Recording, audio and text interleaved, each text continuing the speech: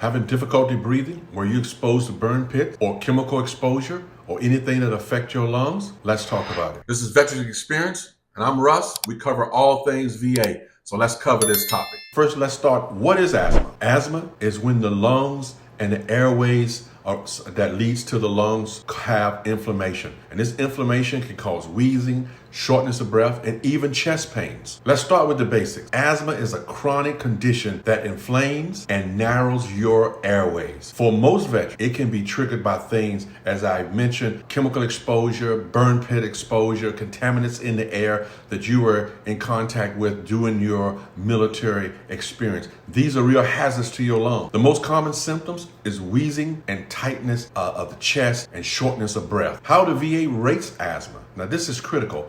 Understanding the rating of CFR Title 38 Part 4 gives us the rating for asthma as 10, 30, 60, and 100%. Now let's talk about the numbers. The VA uses a detailed schedule to rate asthma and under the DC 6602. And here's what you need to know. 10% occasional use of inhaler, but the symptoms are pretty mild. 30% weekly attacks or the need for daily inhalers. 60% is frequent attack requiring monthly doctor visits or systemic steroids. 100% is severe, almost constant symptoms requiring symptomatic medication, oxygen therapy, or significant disruption to your daily life. These ratings matter because they determine how much compensation you will receive for these injuries. So let's get into how to make your case. Filing a VA claim can feel overwhelming, but trust me, preparation is everything. Here are 3 quick tips to set yourself up for success. Documentation of all medical evidence. Keep a journal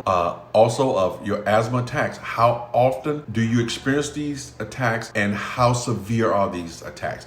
Do they interfere with your work and personal life? Number 2, medical record. You need to show that you are under therapy from your doctor and you have a clear diagnosis and that you have been prescribed some treatment, whether it's inhaler or oxygen, for this issue. Pulmonary function test. This is a very valuable test that works in your favor. The pulmonary value numbers are a big deal determining the impact or the severity of condition in which your lungs are damaged. Understanding the rating schedule is critical. Okay, here's the nitty gritty of the rating schedule. If your FEV1 value is less than 40% or you require oxygen, you're likely eligible for 100%. And if the EV1 value between 56 and 70% might get you a 30% rating.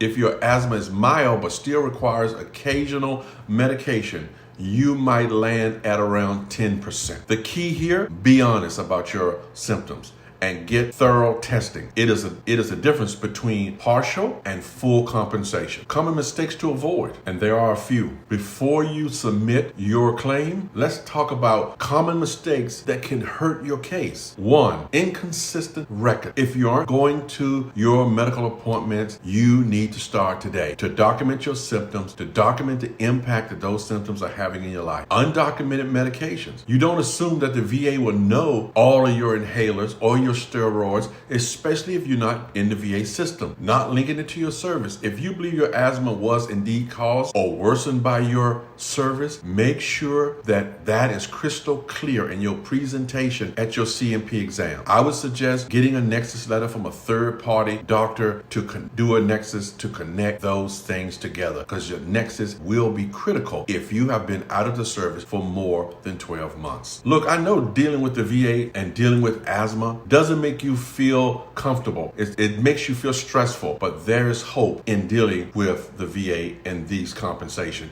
because if your testing shows your severity, you have the upper hand.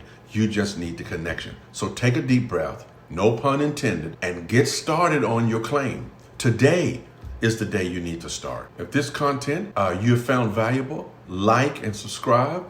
And if you know another veteran who is struggling with asthma or exposure to chemicals or the burn pits, send this video on to them and get them going down the road of applying for that compensation claim. Because if this condition turns to the worst, you want to have all of your symptoms documented and severity documented over a period of time. This is exactly what happened to me. I documented this issue of chemical exposure and impact it had on my respiratory system for 5 years. I was under treatment with my VA doctor. And when I applied for a CMP exam, this was a slam dunk case because the medical evidence was there. It was in my record of a chemical exposure from my active duty service. So it was just going through the process, and it took out the stress of the CMP exam.